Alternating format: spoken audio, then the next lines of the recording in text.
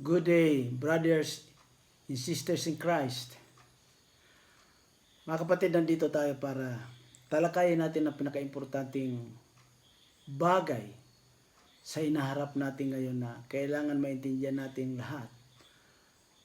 Ang kasalukuyang nangyayari about COVID-19 pandemic.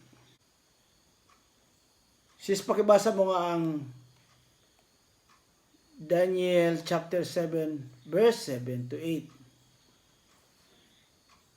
After this I saw in the night visions, and behold, a fourth beast, dreadful and terrible, and strong exceedingly, and it had a great iron teeth. It devoured and brake in pieces, and stamped the residue with the feet of it, and it was diverse from all the beasts that were before it, and it had 10 horns. Pagkatapos nito ay may nakita ako sa pangitain sa gabi, at narito ang ikaapat na hayop, kakilakilabot at makapangyarihan at totoong malakas, at may malaking mga ngiping bakal na nananakmal at lumuluray, at niyuyurakan ang kanyang mga paa ang nalabi, at kakaiba sa lahat ng hayop na una sa kanya, at siya'y may 10 sungay.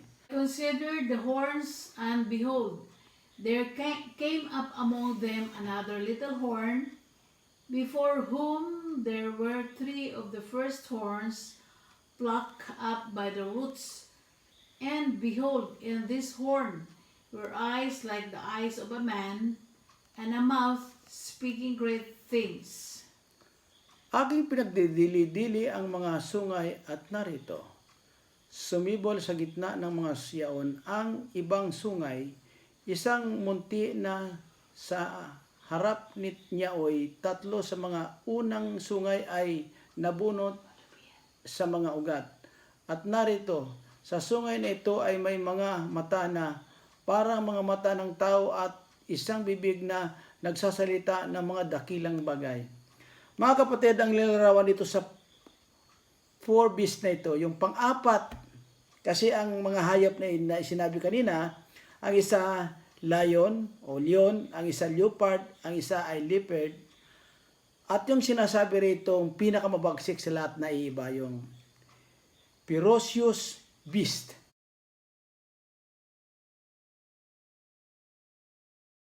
Ayun yung may 10 sungay. Ha? At ang nilalarawan nito mga kapatid, sa panahon natin, ang maliit na sungay ay sa katawan ni Bill Gates, di ba? Si Bill Gates, nakita mo dating Microsoft, programmer. Bigay siya ng 1.8 billions. Nag-fund siya sa Gavi.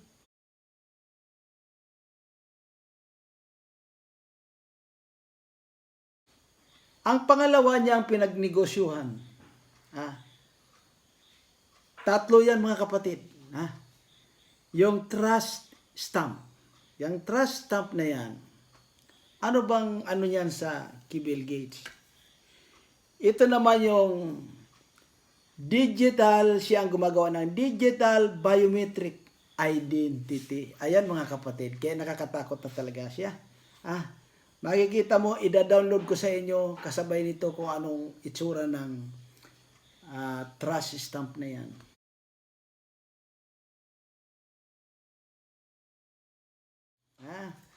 At dito, dati na siyang gumawa ng digital angle, na kung tawagin.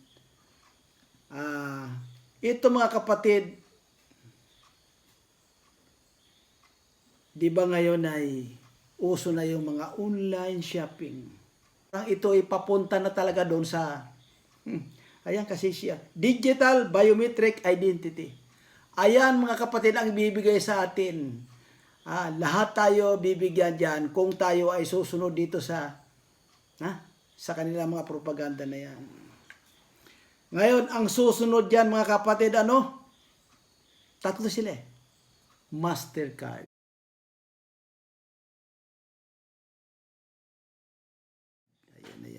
Ha? Yang tatlo na yan na magkakanegosyo dyan. Ha? Gagawa sila, una yung Gavi, the Vaccine Alliance, doon konektado si Bill Gates, siya ang nag-funding noon. Plus itong trust stamp, siya ang gumagawa ng biometric. Digital biometric identity. Tapos Mastercard. Bakit si Mastercard nandito? Basahin naman natin mga kapatid ang Luke chapter 2 verse 1. Sis, pakibasa mo. And it came to pass in those days that there went out a decree from Caesar Augustus that all the world should be taxed. Nangyari nga ng mga araw na yaon na lumabas ang isang utos mula kay Augustus Caesar na magpatala ang buong sanglibutan. Ayan lang mga kapatid. Ito yung nakakatakot. Kasi sa one world government and one world religion na yan. Ito yung sinasabi ng mandatory. Di ba narinig na natin yung minsan sinasabi ng mga politiko sa atin, ang agenda nila ay magkaroon ng national ID. Ayan na yan. Hindi one world government, one world religion na yan. Ito na yung kanilang mga i-issue sa bawat tao. Itong digital biometric identity. Ayan na yan mga kapatid. Yan ang nakakatakot yan. Sabihin niyan, lahat ng tao magkaroon ng identification ID. Siyempre sa online shopping, ano ba yung mga kailangan niyan later on? Para ma-register ka sa kanila, kailangan nila, i-record kanila ng sinasabing register yourself. Siyempre ang kailangan nila yung email ID plus password. Okay? Susunod yan para maging tama na, ay maging talagang ikaw ay marehistro sa kanila. Full name, address, and i-record ka ng credit card. Kasi, ito na mga kapatid, yung pupunta tayo sa sinasabing, kasi yung alliance ng tatlo na yan, yung Gavi, Trust Stamp, and Mastercard, ilalagay nila yung mga kapatid sa, pag ikaw ay nakapag-rehistro ng ganyan, para, ito na yung sinasabi ng maka-order ka, papasok na tayo dun sa sinasabi ng, no one can buy or sell without the mark of the beast. Ayan na talaga yan. Yan ang madugo dyan. At ito ay malupit mga kapatid, kasi, pag in-implement yan ng mga gobyerno, kasi sa isang gobyerno na one world government, mandatory na, imamandatory ito. Hindi ka pwede magtrabaho na wala ka ng mga ito. Ayan. Tingnan mo yung ano ng panahon, mga kapatid. To reduce manpower. Pag wala ng mga tindero, wala na lahat. Tingnan mo yan. Talagang unti-unti na tayong papatayin sa sistema na ito. Ngayon, pag ayaw magpa-rehistro naman sa ganyan, hindi ka na pwedeng magtrabaho. Hindi ka na pwedeng mag-renew ng lisensya mo sa driving o sa mga professionals. Yung mga, hindi ka na pwede. Pati pagbabayad ng mga salupa, mga buwis, hindi na pwede. Kaya ito, iipitin talaga tayo pagdating ng araw. Punta naman natin mga kapatid ang Daniel chapter 3 verse 16 to 17.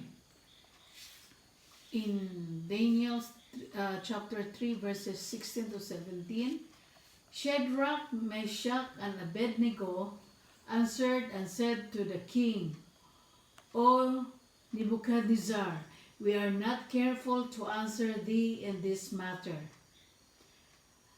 If it be so, our God whom we serve is able to deliver us from the burning fiery furnace, and we will deliver us out of thine hand, O King.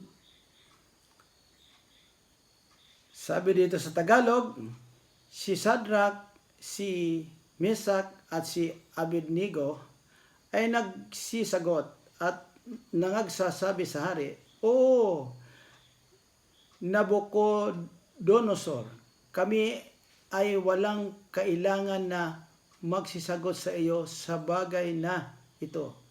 Sa 17, sis pakibasa mo. If it's so, our God whom we serve is able to deliver us from the burning furnace, and he deliver us out of thine hand, O King. Narito ang aming Diyos na aming pinaglilingkuran ay makapagliligtas sa amin sa mabangis na hurnong nagniningas at ililigtas niya kami sa iyong kamay, O Hari. Mga kapatid, ito sa binasa natin, ito yung panahon na ni Nebuchadnezzar, King Nebuchadnezzar ng Babylon. Di ba yung gumawa si Nebuchadnezzar ng kanyang malaking imahen. Tapos ipinag-utos niya lahat ay magsiyukod, sambahin yung kanyang imahen na yan. Yung tatlong Hebrew na ito, ayaw sumunod dahil sabi niya, mayroon kaming Panginoong Diyos, mayroon kaming Diyos, the God of Israel. Bawal sa amin na yumukod, kundi nagyuyukod lang kami sa totoong Diyos. Mga kapatid, through one world government and one world religion, ito pupunta sa ganitong sitwasyon.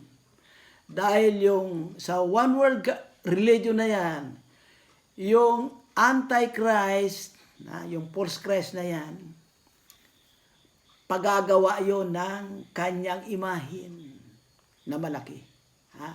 Yun ang sinasabing worship of the beast. Kung hindi kayo yukod doon, hindi ka mag-worship doon, ay beheaded. Ayan na yan. Iyan mga kapatid. Iyan ang ilinalarawan dito.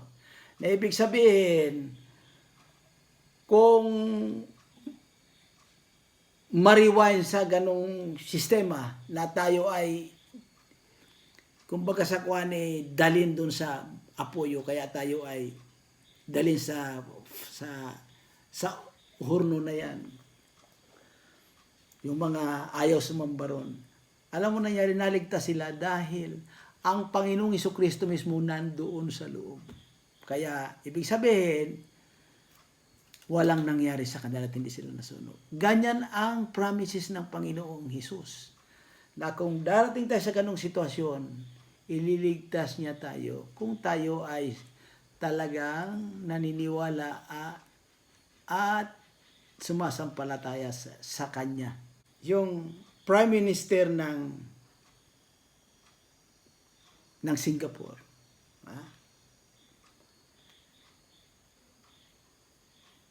noong isang taon, bumisita sa China. Na-impress siya sa nangyayari sa China. Ano yun? Yung kanilang sistema ng cashless. Ayan. Talagang, kumbaga sa porsyento, mga 40% ngayon sa China, nagpa-practice ng cashless society. Diba? Tapos sabi ng Prime Minister, pag-uwi ko doon Singapore, gagayahin ko yan. Dito natin mga kapatid, makikita natin na yung influence ni Satanas ay mismong ini-influensya na ang mga kapwa natin Pilipino. Yung mga online shopping, ano sinasabi ni Bongo kanina sa balita? Niya raw na sa gobyerno na kailangan cashless na rin para hindi naluloko yung tao. Ito mga kapatid, kasi ngayon nagrereklamo ang tao dahil maraming naluloko. Ang sinasabi nila, yung hindi maganda, mga piki ang mga ibinibinta online. Ayan. Yung iba naman, iningaan ng pera, walang item. Tignan mo yan. Para magkaroon ng rason itong kalaban ng Panginoon na pumunta talaga sa cashless society para sabihin, gawin natin cashless, Kasi para hindi na nananakaw sa inyo, hindi na kayo maloko. Kung pakikinggan mo mga kapatid, parang okay lang, hindi. Kasi ito na yung mangyayari in the future. Anong sinasabi ng ano na yan? Yung tatlo kanina, yung Gabi, yung Trust Stamp, yung Mastercard. Iba si Gabi, yung Vaccine Alliance, iba? Gagawa sila ng vaccine. At yung microchips, nandoon na sa loob ng vaccine. Micro means maliit na maliit. Pag ikaw binaksinan, kasama na yon doon. Yan ang nakakatakot yan. Nakakatakot mga kapatid. Kaya ibig sabihin, parang nakinikinit ako na parang dahil ito ay hindi tinuturo ng inyong mga kongregasyon, kaya kayo ay walang pagkaalam tungkol dito. Akala nyo okay lang, pero hindi okay. Kasi ito talaga ang nakasulat na mangyayari in the future. At naniniwala tayo na we are almost at the end time prophecy. Ito na nga yung sinasabing the vaccine invented with small microchips. Ayan na yan. Ito sinasabing urgency call to everyone to take the mark. This is your new identity. Digital biometric identity. Iyan na mga kapatid.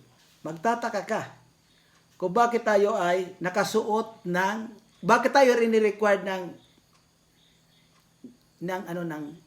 face mask. Ibig sabihin niyan, hindi mo talaga kaagad makilala kung sino. Pero through this digital biometric identity, alam na pag ikaw nakarehistro, yung microchips mo, ayan na yung salin, di ba? Lahat ng pag-ari mo nandun. Kaya yung tatlo na yan, Gabi, Trust Stamp, saka yung Mastercard, nag-merge together na yan eh. Yung vaccine, pag ginano ka nandun na lahat, kompleto Ricardo's yun eh. Mayroon ka ng biometric identity, yung parang stamp yan eh. Na naka-stamp na yun doon. Plus, yung Mastercard, siyempre, nandoon na rin yung number mo. Kaya, yung isang identity mo nandoon na lahat. Kaya pag ikaw ay, pagdating ng araw, wala nang magtitinda dyan, wala nang tindero, Through microchip, kasi may chips yan eh. May memory. Igadihan mo tapos maglalaglag na. Pero magtataka ka, i-welcome ka, sasabihin sa'yo, kung ano pangalan mo, welcome dyan. Ayan. Magtataka ka noon kasi yon mumimorya din ng computer. Kung sino ka, yung identity mo, ayan, kahit takpan mo pa yung mukha mo, alam na. Kasi pag ginanyan mo lang yung microchips dito, ayan na, alam na kung sino ka. Punta naman natin mga kapatid ang Hebrew chapter 8 verse 10. For this is the covenant that I will make with the house of Israel for those days, saith the Lord. I will put my laws into their mind and write them in their hearts, and I will be to them a God, and they shall be to me a people. Sapagkat ito ang pakikipagtipang aking gagawin sa sambahayan ni Israel. Pagkatapos ng mga araw na yaon, sinasabi ng Panginoon, ilalagay ko ang aking mga kautusan sa kanilang pag-isip at sa kanilang mga puso. Aking isusulat ang mga ito. At ako'y magiging Diyos nila at sila'y magiging bayan ko. Ito yun mga kapatid, yung sinasabi niya rito, na ilalagay sa ating, yung mga kautusan ilalagay sa ating dito, sa ating kaisipan. Ayan na yung 10 Commandments of God mga kapatid. Kaya, in the last days prophecy. Dito na mga kapatid, true one world religion na yan.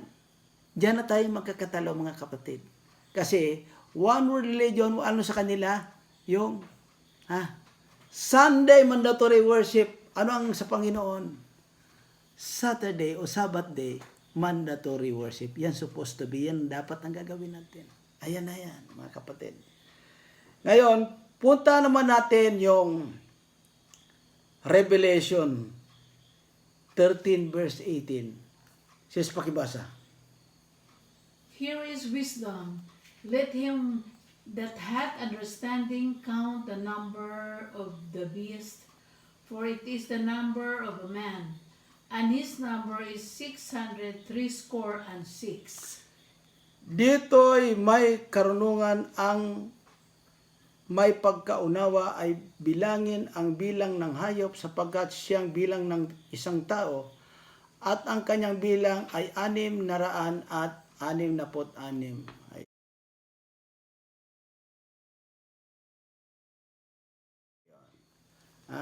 Sinasabi mga kapatid yan, sabi niya na yung bilang dito ay tao, di ba? Sinasabi niya rito, yung 666 means a man. Three identity of a man. Ayan na yan. Ngayon, balikan natin mga kapatid, yung kanina, una si Bill Gates, yung isang 6. Yung isang 6, si Elon Musk. Bakit pala rin si Elon Musk, mga kapatid? Artificial intelligence. Funding. Pinafund niya yan. At bukod dyan, mayroon siya yung programa yung Starlink. Ito mga kapatid, yung super internet. 30,000 feet above sea level. Ayan na yan. At mayroon siyang programa, dahil mataas pa ro yan, ibababaan niya. The satellite covered the entire earth. Kita mo na yan. Tapos, pag binabaan niya yon, ano mangyayari sa atin? Ay puro na sakit ang abutin ng tao. Ayan naman talaga inasam ng marami, yung mabilis. Ito super sa bilis yan. At talagang sakit na abutin dyan. So, si Elon Musk, for your information, 85 billions. Di ba? Si Bill Gates kanina, 105.6 billions. Ayan. Yan sila yung mga mayayaman. At ang pangatlo, sino? Yung amo ng mga Katoliko. Pope Francis ang pangatlong 6 beast. Tatlo yan. A man, 3 man sila. Kaya 666. Ayan. Ipapadala ko sa inyo mga kapatid. Ayan. Tapos, punta naman natin ng Revelation 13 verse 15 to 16. Ano sinasabi rito? Pakibasa mo nga sis. And he had the power to give life unto the image of the beast, that the image of the beast should both speak and cause that as many as would not worship the image of the beast should be killed. At siya'y pinagkaloobang makapagbigay ng hininga sa larawan ng hayop upang ang larawan ng hayop ay makapangusap at maipapatay naman ang lahat ng hindi sumasamba sa larawan ng hayop. Ito sinasabi ko papagawa ng yung Antichrist, papagawa ng kanyang images, isang revolto, pag hindi ka sumamba, papatayin ka. Ayan na yan, beheaded. Tapos sa 16, sis. And he caused it all, both small and great, rich and poor, free and bond, to receive a mark in their right hand or in their foreheads.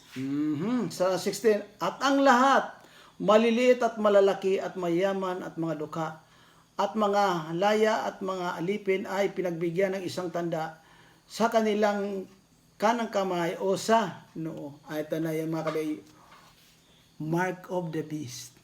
Ito na kasi, kung wala kang tanda, no one can buy or sell without the mark. Mga kapatid, this is the fulfillment of revelation binigay sa atin ng Panginoong Hesus. Ito na. Kaya, mag-isip-isip tayo mga kapatid na we are almost at end time prophecy. At talagang ito na mangyayari. Ginamit na ang COVID COVID-19 is not ordinary. What you think? It is the mark of the beast. Kaya, mga kapatid, nakahanda na ba tayo? Ikaw, kapatid, nakahanda ka na ba na no one can buy or sell without the mark of the beast? Lahat ng ating karanya sa mundo na ito, ibibigay na ba natin ng hindi, kailangan wag tayong sumunod dito. Whatever happens, kahit na patayin tayo, wag tayong sasamba sa kanila. Wag tayong susunod sa kanila. Dahil anong mangyayari sa mga tumanggap ng mga tanda at sumamba sa beast na ito, kung ano mga mangyari. Alive sila mga kapatid, itatapon sa the lake of fire. Hanggang dito na lang mga kapatid. In the name of Jesus, the Messiah. Amen.